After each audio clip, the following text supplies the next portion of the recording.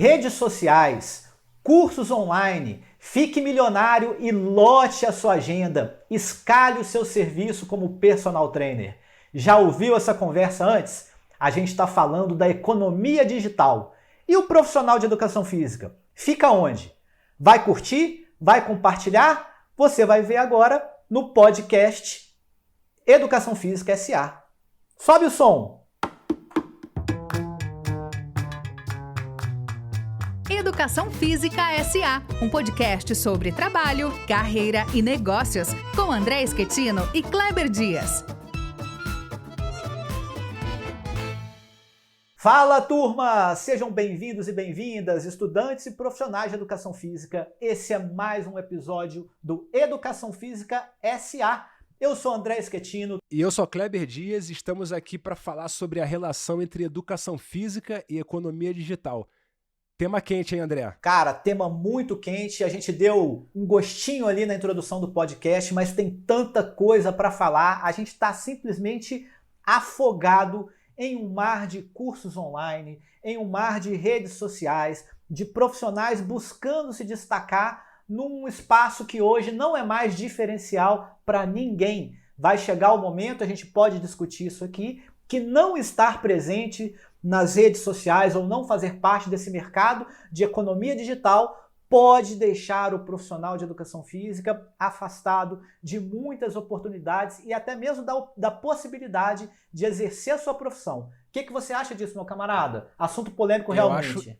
Assunto polêmico, assunto quente, e acho até que, inclusive, que você está sendo cuidadoso com as palavras, porque talvez esse momento já tenha chegado.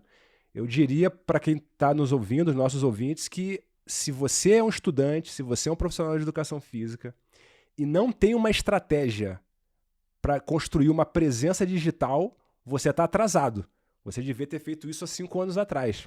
Mas é claro que sempre é tempo, porque essas novas ferramentas de tecnologia de informação e, sobretudo, com a internet, oferecem um componente disruptivo na maneira como os serviços de educação física funcionam.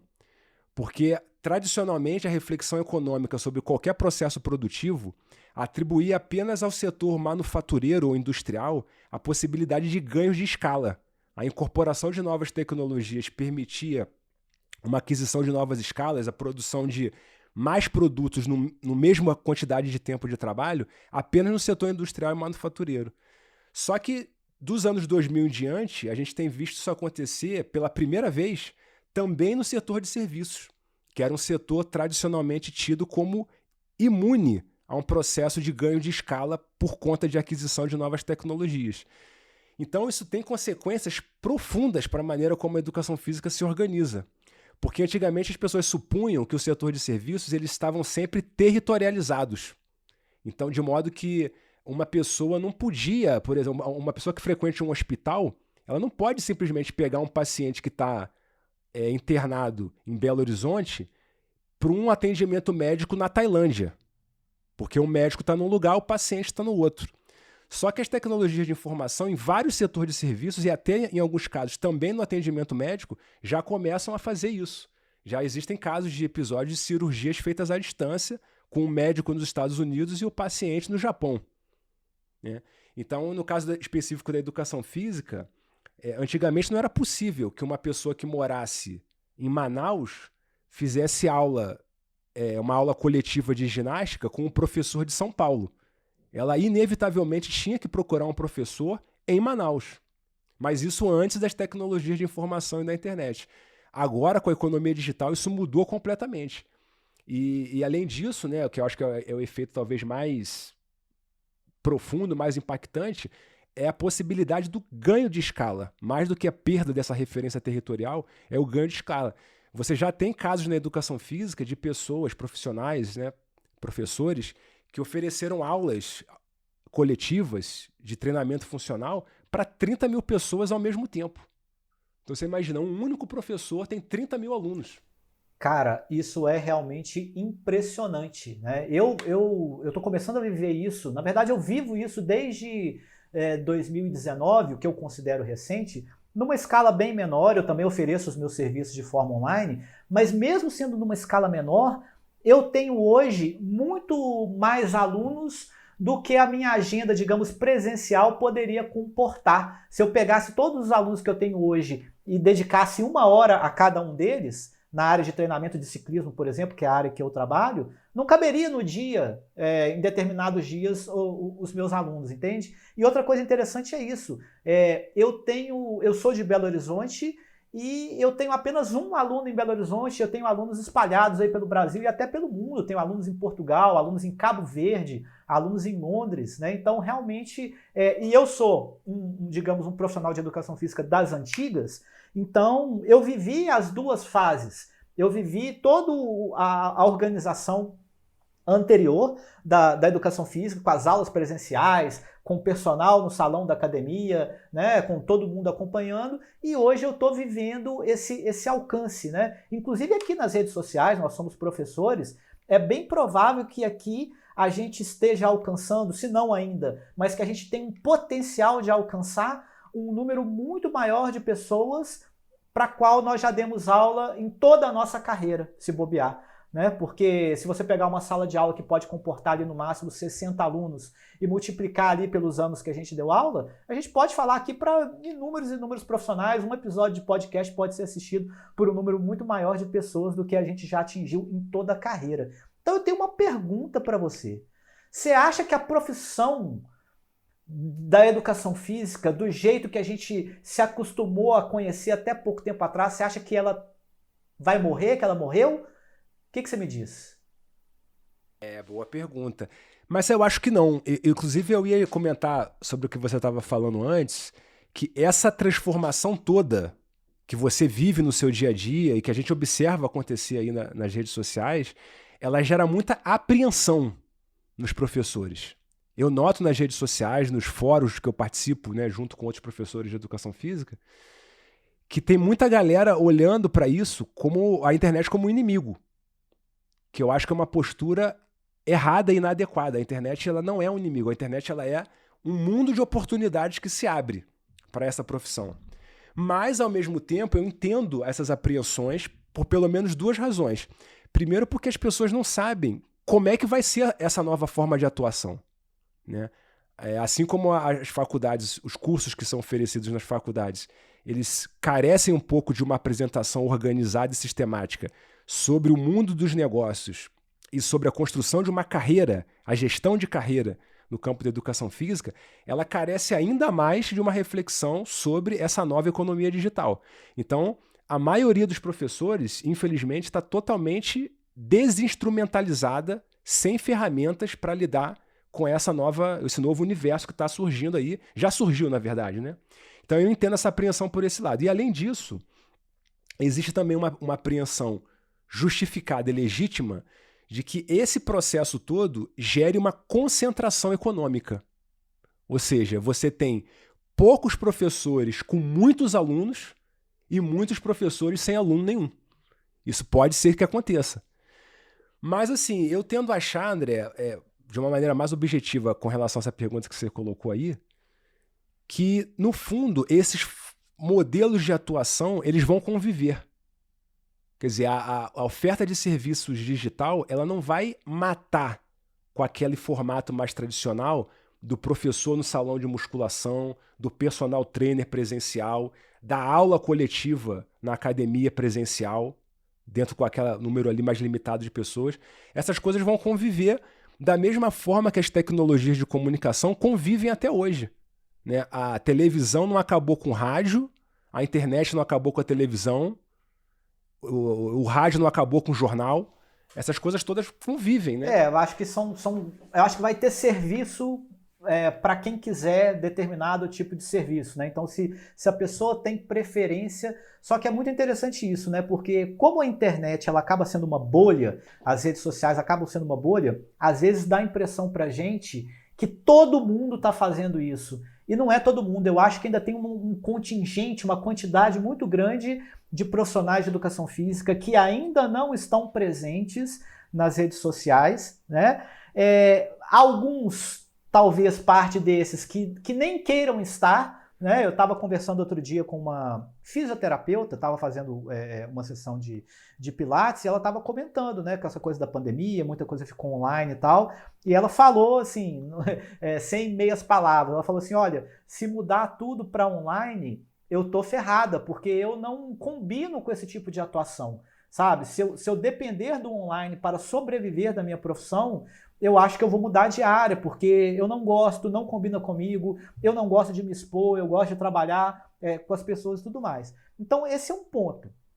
Em alguma medida, as pessoas ainda vão poder escolher, mas eu acho que vai ficar cada vez mais difícil escolher. Então, por exemplo, essa reatividade, essa desconfiança ou essa chateação de algumas pessoas em ir para a internet, por um lado, pode ser, digamos, um preconceito, não enxergar todas as possibilidades que a internet tem e que pode dar para essa pessoa, mas, por outro lado, eu vejo que é uma coisa assim, não tem muita escolha, sabe? Eu entrei nessa porque eu sou, digamos, um profissional mais antenado com essas novidades, eu gosto desse meio digital, da internet e tudo mais.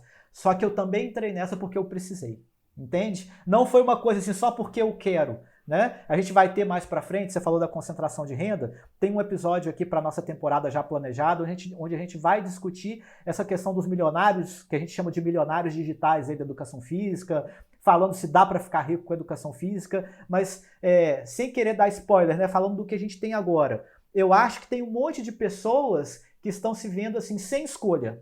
Ou eu vou para a internet, ou eu fico com pouco aluno ou sem aluno, e aí eu não sei como ir, eu não sei como entrar. Por isso que tem crescido também uma oferta muito grande de cursos online para profissionais de educação física aprenderem a se posicionar na internet, nessa economia digital. Esses cursos são necessários, né? Porque realmente a formação tradicional da educação física ainda não foi capaz de assimilar esse tipo de conhecimento como parte dos saberes necessários na formação de um futuro profissional. Eu acho que isso vai acabar acontecendo, vai ter que acontecer. Isso que eu ia perguntar, para você que está na universidade hoje, existe alguma perspectiva de alguém na universidade abordar isso? Porque, assim, são temas tão atuais e, às vezes, a gente vê um certo descompasso entre o que o mercado está pedindo hoje, porque é muito dinâmico e a tendência é ficar cada vez mais dinâmico, com as transformações nos currículos das universidades, inclusive das pessoas. Por exemplo, se você, professor Kleber, não decidir falar sobre isso, digamos, nas suas aulas com seus alunos, talvez esse assunto não entre. E mesmo esse assunto entrando através das suas aulas, muito provavelmente ele está entrando enquanto uma demanda urgente. Dificilmente ele está no currículo, digamos, explícito dos cursos onde você leciona, correto? Exatamente. Geralmente uma iniciativa voluntarista. Os professores que são mais sensíveis a esse assunto se convencem da necessidade de tratar disso e vão lá e apresentam para os alunos. Mas não é uma coisa, digamos assim, institucional, em que você cria disciplinas com objetivos específicos voltados para aquilo. Mas eu acho, ao mesmo tempo, que no médio prazo isso tende a acontecer. No curto prazo é mais difícil, até porque, mesmo que as faculdades procurem recrutar profissionais para lecionar essas disciplinas, esses profissionais não existem, ou existem numa quantidade muito pequena. São poucas as pessoas que dominam esse tipo de saber que possam apresentar ali de uma maneira organizada, estruturada, né, várias coisas necessárias para o cara atuar nesse ambiente. Mas eu acho que no médio prazo isso vai ser inevitável. Né? A própria pressão dos alunos, os estudantes pressionam por isso, porque eles são jovens, né, eles estão com 18, 19, 20 anos, eles percebem essas transformações na pele. Entende? O cara está trabalhando como professor de musculação numa academia e os alunos começam a perguntar para ele, vem cá, qual que é o seu Instagram? Então ele intuitivamente vai percebendo que ele precisa ter uma presença digital, que aquilo ali é uma vitrine enorme para o mundo todo, sabe? E você falou uma coisa, André, que eu acho que é interessante a gente enfatizar, é a inevitabilidade desses processos. Porque eu digo isso porque eu noto que muitos professores têm muita resistência a isso. Não apenas os que trabalham nas faculdades, no curso superior, mas aqueles que atuam mesmo no mercado, né? Personal trainers, professores de musculação, professores de ginástica, professores de diversas áreas, têm uma certa resistência a tudo isso, vendo nisso uma coisa muito negativa. Eles podem até estar certo Pode ser positivo ou pode ser negativo. Não importa, a questão é que há uma inevitabilidade nisso. O mundo, as transformações do mundo não se subordina às nossas vontades. Essa é uma coisa que eu sempre digo para os meus alunos. Tem muita coisa que, no que diz respeito ao funcionamento da sociedade, não importa a nossa opinião. As coisas vão continuar acontecendo. E nesse caso específico, eu acho que tem uma razão bastante explícita para isso continuar acontecendo, que é uma redução brutal dos custos da oferta de serviços desses profissionais. A educação física, ela é, em grande medida, um bem de luxo, que é consumido basicamente pela classe A e pela classe B. Aqui pensando muito mais no caso das pessoas que trabalham no campo do bacharelado, né? Porque no caso das escolas, não. O caso da escola tem um alcance mais universal. Mas fora do ambiente escolar, a educação física é um serviço basicamente consumido por pessoas da classe A e da classe B. Ou seja, por pessoas ricas. E, eventualmente, por pessoas da classe C. Então, a digitalização dos serviços da educação física, ela, de certo modo, permite uma certa democratização do acesso aos serviços da educação física. Por quê? Porque os preços são menores. Então, a barreira do preço, você já começa a diminuir. É claro que a gente sabe que não é só por causa do preço que as pessoas não fazem atividade física no seu tempo livre. Tem várias outras barreiras. Mas a barreira do preço é uma barreira importante. E a oferta digital desse tipo de serviço diminui os obstáculos relativos ao preço. Porque ao invés do cara pagar 500, 600, 800 reais por mês para ter um personal trainer, ele pode ter uma consultoria online pagando R$49, R$80, R$120. Quer dizer, é um valor muito mais acessível. Exatamente. Essa questão é muito importante. E, assim, se a gente não pode escolher...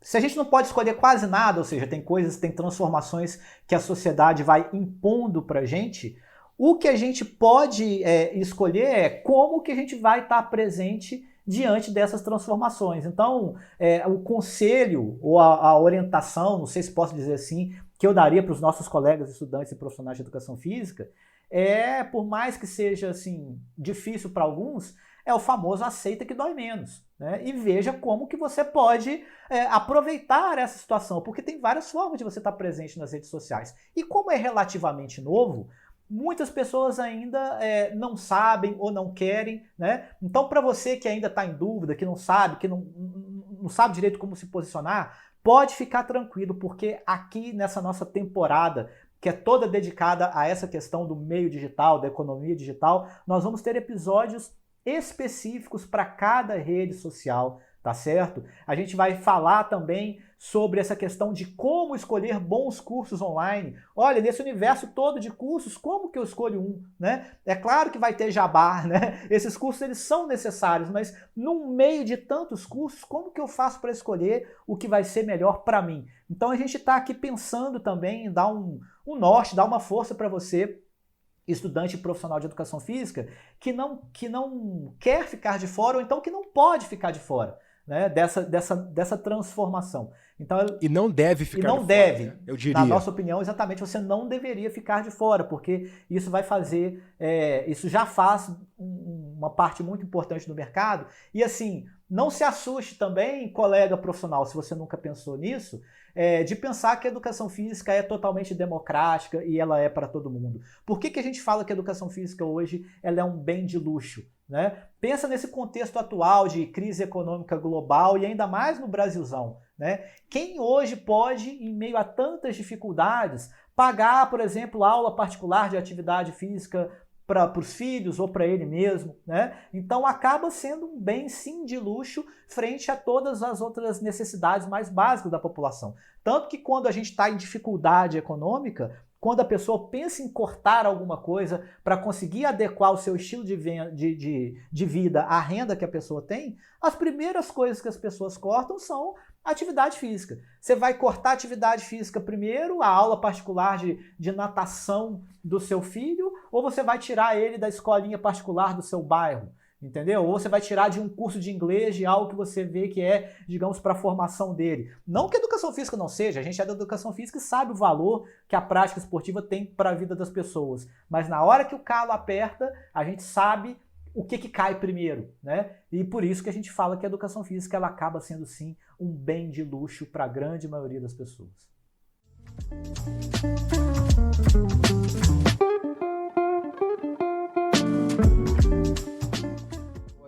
colocar mais um assunto aqui que eu acho que também diz respeito a isso, que é o problema da qualidade.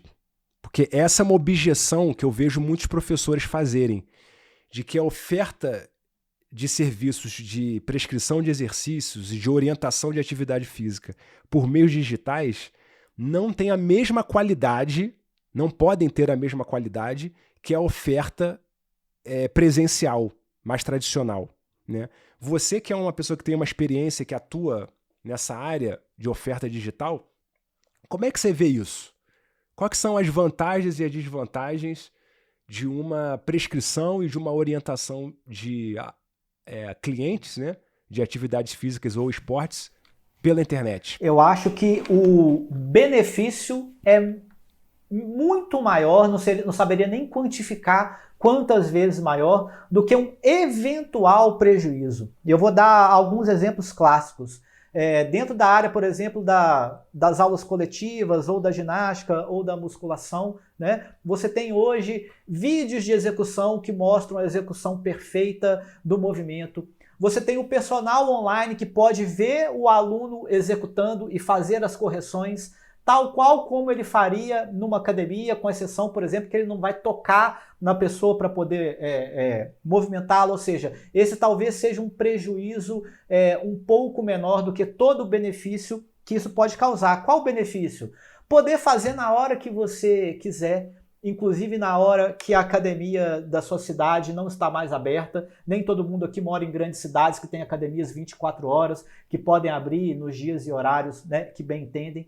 Tem cidades muito pequenas que tem até às vezes escassez de profissionais qualificados e você pode buscar profissionais qualificados em outras regiões. Então a tecnologia está dando conta de algumas coisas. Por exemplo, nos meus treinos de ciclismo tem aplicativos hoje de registro com GPS e tudo mais, que eu consigo fazer a análise de desempenho do meu atleta, sabendo se ele executou o treino, por exemplo, 100% do que eu pedi, ou 110%, ou 80%, ou seja, o próprio software me mostra se ele deu migué no treino, né? Se ele me enrolou, ou se ele fez a mais do que o que eu estava pedindo. Então você tem um acompanhamento perfeito por conta da tecnologia. E mais, tem um grupo muito grande de pessoas que quer ter essa liberdade e que não quer ter ali um personal o tempo todo. Então, por exemplo, eu quero fazer o meu treino de bike, só que eu não quero depender do horário que o personal tem para mim, ou do horário que às vezes até amigos possam ir comigo. Eu tenho o meu horário que é específico para minha rotina. Então, todos esses são ganhos. E como você disse, para as pessoas que querem, olha, eu preciso de um personal me acompanhando, colocando os pesos para mim na academia, tirando os pesos, montando o aparelho, acompanhando minhas séries, encostando em mim, mostrando como é que tem que alongar, esse serviço ainda existe. Só que aí ele vai custar talvez um pouco mais caro, porque esse acompanhamento ele vai ser mais caro mesmo do que um acompanhamento online, que pode ser escalado e tudo mais, né? E você também terá que se submeter a algumas questões. Talvez o horário não seja necessariamente o melhor horário para você, né? Deslocamento, enfim. Então eu acho que os benefícios são muito maiores do que eventuais prejuízos. Por isso que está crescendo tanto o mercado. Estima-se que cerca de 4% da população brasileira frequente uma academia de musculação ou de ginástica. Então, com essa diminuição dos custos e dos preços que os serviços digitais permitem, no fundo, você tem uma parte muito grande daqueles 96% que não frequentam que podem ser conquistados. Exatamente. Então, quer dizer, existe um universo de possibilidades enorme. Eu acho que até por isso talvez a gente enfatize tanto essa coisa de que o mundo digital, o ambiente digital é um local para os profissionais de educação física estarem presentes e não estarem ausentes, porque existem mercados a serem conquistados aí, novos alunos a serem alcançados, a serem atingidos, a serem auxiliados pelos serviços desses profissionais, mas que, claro, precisam desenvolver as ferramentas, os conhecimentos necessários para fazer isso dessa forma, né? É uma forma nova, mas o conteúdo é antigo, a gente sabe. Prescrição de exercício é uma coisa já muito antiga, né? E digo mais ainda, a economia digital ela está chegando dentro das academias e dos espaços presenciais. Eu sou um frequentador de academia, né? Acho que como várias outras pessoas, com suas idas e vindas, né? Prefiro praticar ciclismo, mas sei da necessidade e frequento a academia. Então as academias de hoje, pelo menos a grande maioria, elas têm um formato híbrido. Você tem aquele espaço para o personal estar lá, atuando, né, presencialmente com a pessoa, mas em grande parte das academias, a que eu frequento, por exemplo, é assim, você marca para fazer a sua ficha hoje através de um QR Code. Então você lê lá o QR Code com o seu celular, responde um questionário de saúde e de disponibilidade e a sua ficha é montada por um profissional de educação física, mas que não é o profissional que está lá no salão e que vai te acompanhar. Então a sua ficha fica pronta por esse meio digital para você executar os exercícios. Tem vídeos para você ver a execução dos exercícios. Se você quiser, claro, lá no espaço presencial da academia, você pode chamar o profissional que está lá ocupando o espaço naquele momento para esclarecer eventuais dúvidas. Mas essa economia digital ela já entrou dentro dos espaços presenciais também, né, para baratear o serviço. E ela inaugura um modelo novo, porque também eu acho que parte da resistência dos profissionais tem a ver com um apego meio conservador que eles ainda têm com relação ao antigo modelo de atuação. Porque por meio dessas ferramentas digitais, a ênfase, talvez menos do que a supervisão presencial, a ênfase está na prescrição do treinamento, muito mais do que na supervisão. Então, quer dizer, de certo modo, as pessoas que atuam na internet, elas atuam muito mais prescrevendo exercício do que supervisionando a execução de exercício, né? Eu até costumo brincar com as pessoas com quem eu converso sobre isso, dizendo o seguinte: quando você vai num médico, ele constata a causa da sua doença e do seu mal-estar e te prescreve um tratamento. Mas ele não vai na sua casa às 8 horas da manhã dizendo, olha, tá na hora de você tomar o seu remédio. Ele não vai. O tratamento quem faz é você. Então, o modelo digital, ele de certo modo apresenta para a educação física uma possibilidade semelhante. Você vai prescrever para aquele seu aluno qual é o caminho que ele tem que percorrer para alcançar os objetivos dele, mas percorrer esse caminho é uma questão dele. Você pode até ajudá-lo, orientá-lo, estar junto com ele, né, acompanhá-lo, monitorá-lo à distância desse processo, mas não vai estar ali do lado dele como uma babá, né, colocando as coisas para ele, fazendo as coisas para ele. Então, quer dizer, ele inaugura um modelo de atuação profissional diferente. Então, eu acho que para as pessoas, os profissionais, embarcarem nesse novo ambiente de oportunidades, é talvez preciso antes se desapegar um pouquinho de antigos modelos de atuação. Não que eles vão deixar de existir, né, como a gente já comentou aqui uma outra vez. Eles vão continuar existindo, mas agora num formato um pouco diferente. Pois é, e eu quero saber dos nossos queridos ouvintes, né? A gente gosta aqui de polêmica. Você é aquela pessoa mais, digamos, apaixonada, que acha que isso faz parte da precarização do trabalho do profissional de educação física, ou você já está ligada nessa nova tendência, né? A nossa opinião você já sabe, a gente acha que não tem como fugir disso. Não é que a gente defenda a precarização da profissão, mas a gente tem visto isso acontecer com toda a sociedade, em todos os espaços do mundo, né? Então conta pra gente nas nossas redes sociais, né? Se você estiver assistindo pelo YouTube, tem o espaço lá dos comentários, a gente quer saber a opinião de vocês, então você pode falar no nosso Insta, no nosso Facebook, nossas redes sociais são todas disponíveis aqui embaixo. Qual que é a sua opinião? Você acha isso um absurdo ou você já está preparada para as oportunidades que essas transformações, que nem sempre a gente quer ou espera, estão acontecendo? Você é um early adopter, você é a pessoa que logo quando sai uma novidade, você já está engajado e já está querendo ali beber água limpa, começar na frente? Você é aquela pessoa que vê a galera se dando bem e depois vai atrás? Ou você é o resistente? A gente sabe que tem tipos de pessoas, né? Você é o raiz, né? Você é o cara que vai treinar socando peça de carne, igual o Rocky Balboa. Conta aí pra gente o que você tá achando de todo esse movimento da economia digital na educação física. A gente quer ouvir, hein? Sua opinião é muito importante pra gente. Aumenta o som e vem com a gente. Valeu, galera! Até o próximo episódio de Educação Física S.A. Nossa temporada tá acontecendo, é domingo, 8 horas. Fique ligado nas plataformas digitais de podcast no YouTube. Um abraço!